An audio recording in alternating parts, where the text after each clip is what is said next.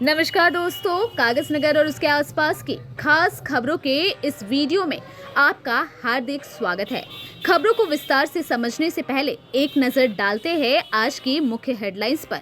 आपको बता दें कि ये पूरा वीडियो एडिट किया है हमारे साथी कौशिक ने। तो चलिए शुरू करते हैं आज की हेडलाइंस से।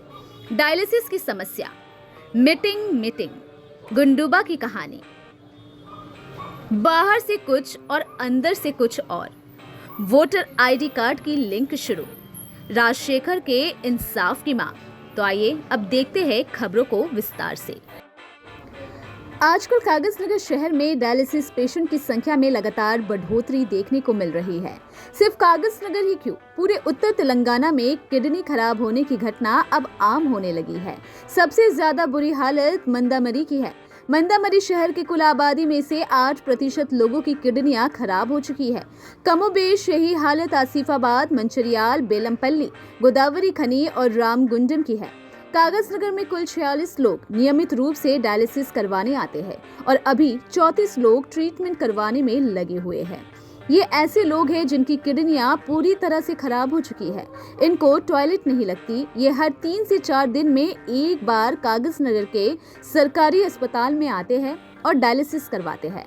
डायलिसिस के दौरान इनके शरीर से खून निकाल लिया जाता है और डायलिसिस मशीन में साफ किया जाता है और वापस से खून को इनके शरीर में डाल दिया जाता है। ये प्रक्रिया पूरी होने में करीब 4 घंटे लग जाते हैं। इन सब के बाद बहुत कमजोरी सी लगने लगती है। अब इतने सारे मरीजों के लिए कागज नगर अस्पताल में सिर्फ 10 बेड वाला ही डायलिसिस मशीन लगा हुआ है। कुछ मरीज तो सोमिनी, दिंदा जैसे गांव से 2-2.5 घंटे के बस का सफर तय करते आते हैं। अब डायलिसिस पेशेंटों की मांग है कि कोटाला में भी एक 5 बेड का डायलिसिस सेंटर बनाया जाए। ये काफी गंभीर विषय है दोस्तों। इससे अपने ही कागज नगर के लोगों को तकलीफ हो रही है। खैर, आप सभी अपना ध्यान रखिए और अपने किडनियों को स्वस्थ रखिए।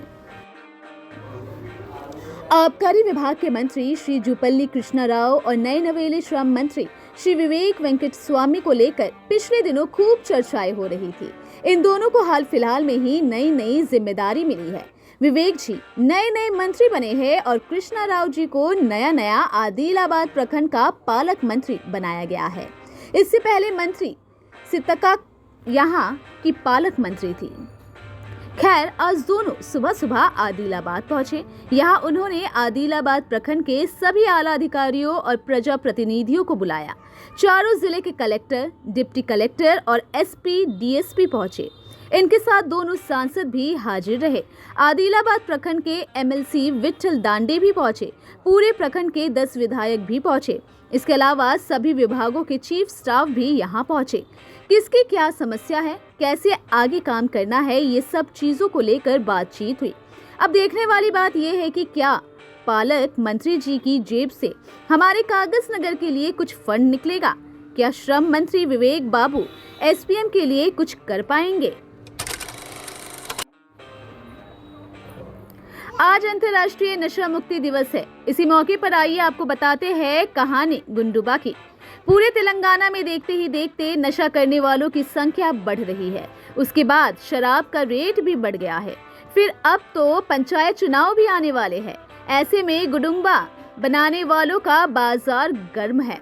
सफेद गुड़ से बनता है गुडुम्बा। इसके साथ में तंबाकू की पट्टियां भी इस्तेमाल की जाती है। अपने तेलंगाना राज्य में गुडुम्बा और नाटसारा बैन है, प्रतिबंध है। ऐसे में गुडुम्बा बनाने वाले गुड़ और पट्टियों पर भी प्रतिबंध लगाया गया है। लोग अक्सर नदी नाले किनारे गुडुम्बा बनाते और बेचते हैं। वो क्या है कि छापा पड़ते समय बचने के लिए पूरे गुडुम्बा के ड्रम को तुरंत नदी नाले में पलट दिया जाए तो सबूत खत्म।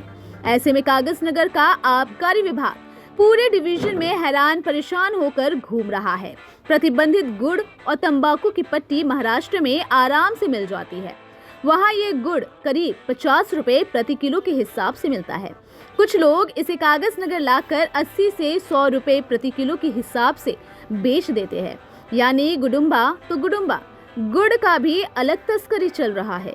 पिछले 5 महीनों में कागज नगर के आबकारी विभाग वालों ने 206 गुडुम्बा की दुकानें नष्ट कर दी। इसे बनाने वाले 223 लोगों पर केस दर्ज किया गया। गुडुम्बा बनाने वाले आजकल एक नई तरकीब चला रहे हैं। वो इसके पैकेट बनाकर किराना दुकानों में रख देते हैं। देखने में बिल्कुल दही की तरह होता है ये। लोग सोचते हैं कि दही का पैकेट है। खैर, गुडुम्बा एक जानलेवा नशा है। इससे तबीयत इस कद्र खराब होती है कि इसे पीने वाला बुढ़ापे में अल्जाइमर का शिकार हो जाता है। उसे कुछ याद नहीं रहता, कब सोता है कब जागता है, कोई होश नहीं। कुछ लोग तो इसे पीकर पागल भी हो जाते हैं। गांव में इसे कुकल्ला मंदू यानी कुत्ते की दवा भी कहते हैं। गुड़ की तस्करी के बाद अब चलते हैं चावल की तस्करी पर। आपको पता ही होगा कि राशन के चावल की कितनी धूम तस्करी होती है। अब तो राशन का चावल भी एकदम मस्त बारीक क्वालिटी का हो गया है।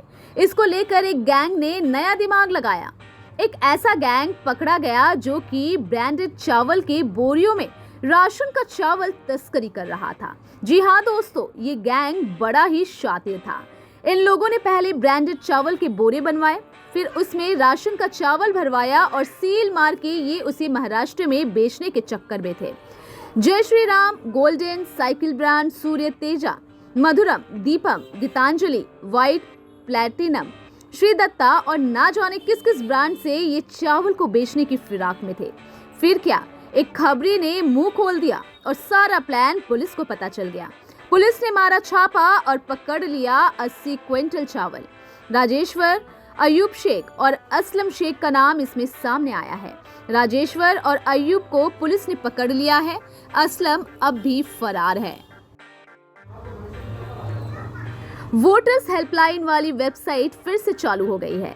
आपके पास अगर वोटर कार्ड नहीं है तो यही है नया वोटर कार्ड बनाने का सुनहरा मौका। अपने फोन के गूगल प्ले स्टोर पर जाकर अभी डाउनलोड करें वोटर्स हेल्पलाइन एप्लीकेशन और तुरंत रजिस्टर करवाएं अपना नया वोटर आईडी कार्ड। मात्र 15 दिनों में आपका कार्ड तैयार होकर आपको मिल जाएगा। दरअसल आगामी पंचायत और म्युनिसिपल चुनाव को देखते हुए ये लिंक खोल दिया गया है। अब आते हैं आज के बड़े मुद्दे पर। एक ऐसा मुद्दा जिस पर सारे राजनीतिक दल एक हो गए हैं। ये जो तस्वीर देख रहे हैं, इस युवक का नाम है राजशेखर। ये एक फर्टिलाइजर की दुकान पर काम करता था। इसने एकाएक कीटनाशक पी ली। अस्पताल में इसको भर्ती किया तो इसने पुलिस को बताया कि इसके दुकान मालिक ने राजशेखर पर पैसों की धोखाधड़ी का आरोप लगाया है। ऊपर से ब्लैकमेल करने लगा है। राजशेखर की पत्नी भी ये सब में राजशेखर के खिलाफ है। ऐसे में उसने दुख में आकर ये कदम उठा लिया है। देखते देखते अचानक से राजशेखर चल बसा। अब इसके बाद राजनीति गर्म हो गई है। राजशेखर के मालिक कृष्णा राचकोंडा और राजशेखर की पत्नी को अरेस्ट करने की मांग उठ रही है। उसको इंसाफ दिलाने की मांग करते हुए कल पेंची कलपेट के चौराहे पर जोरदार धरना प्रदर्शन हुआ। राजशेखर के घर वालों को 1 करोड़ रुपए की सहायता राशि देने की मांग हुई। इस धरना प्रदर्शन में कोनेरू कोनप्पा, आरएस प्रवीण कुमार, सीपीआई की तरफ से आनंद कुमार, भाजपा की ओर से पालवाई सुधाकर राव और श्री शैलम धोने इस धरना प्रदर्शन में शामिल हुए। सभी दलों ने कांग्रेस पार्टी का विरोध किया क्योंकि राचकोंडा कृष्णा का कांग्रेस पार्टी के साथ संबंध बताए जा रहे हैं। सभी ने गर्म लोहे पर खूब हथौड़ा चलाते हुए कांग्रेस पार्टी को आड़े हाथों लिया। पुलिस ने अभी राचकोंडा कृष्णा को अरेस्ट कर लिया है। अभी मामले की जांच जारी है।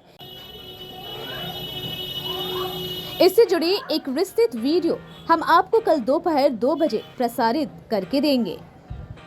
दोस्तों, अगर आपको हमारी वीडियोस पसंद आ रही हो तो लाइक, कमेंट, शेयर करना ना भूलें। इस वीडियो को कागज नगर के दोस्तों के साथ जरूर शेयर कीजिए।